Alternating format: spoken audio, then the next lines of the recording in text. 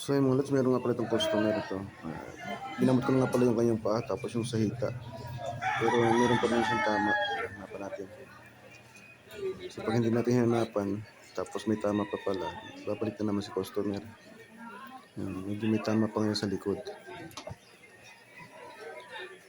Dapat nga mga lods, linisan natin yung maayos para masatisfy yung ating customer. Tsaka hindi magkaroon ng batal o bangkulit yung ating ginagamot para hindi magreklamo. Huwag na tayo tumulad sa ibang para manggagamot na hindi inaayos yung paggagamot. Sa parting ito mga lods, ay ginupit yung kanyang balat para maluwag yung ating pagtahi sa kanyang laman. Tapos medyo limpihan natin ng kanyang mga dugo. Gamitan natin ng kutsara para hindi mapanis. Para matanggal natin yung mga dugo ng mga namumuo. Kasi mahirap yung tanggalin. Tapos lagyan natin siya ng amoxicillin powder mga lods. Nabibili lang yan sa poultry supply, amoxicillin powder. Mura lang yan mga lods. Tapos tahiin natin yung laman. Bali wala namang tama sa ugat kaya tinahi ko na agad yung laman. Siguro mga ginawa ko yung mga lods, mga 10 tahi doon sa kanyang laman. Tapos mga 15 doon sa balat. Basta linisan lang ng maganda, okay na yan. Hindi yan magkakaroon ng batal o bangkulit. Diba? Simple lang magtahi. Yan ang pagtatahi ng manok mga lods. Kaya lang medyo mahirap yan. Madali lang kung tingnan pero mahirap itusok yung karayom. Kasi yun yung baliko.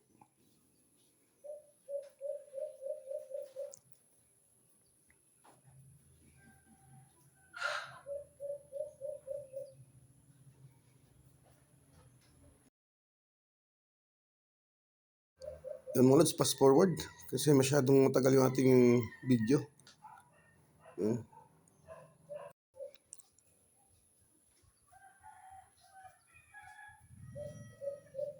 mga lods, sa parte niyan ay tinatahi ko na yung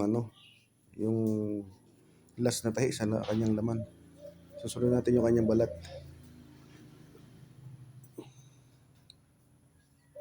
Medyo paus tayo mga lods. Ang lods, tahin natin yung kanyang panit o balat kung tawagin. Yan. Mga 15 tahi yung nagawa ko dyan mga lods. Yan mga lods, tapos natin tahin yung kanyang balat. Lagyan na natin siya ng gamot na quick heal. Yan, mabisang gamot yan sa mga manok. Antibiotic din yan mga lods.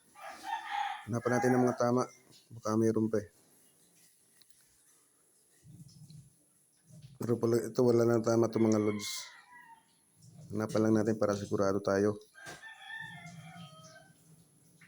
Medyo matatapos na tayo maggamot mga lods. Tanggalin natin yung kanyang tali sa kanyang paa. At kaya ko pala tinatalian yung mga lods para hindi siya masyadong malikot. Yan. Tapos na tayong tahiin mga lods. Yan. Thank you for watching. Sana hindi kayo magsawang magpagamot sa akin mga lods.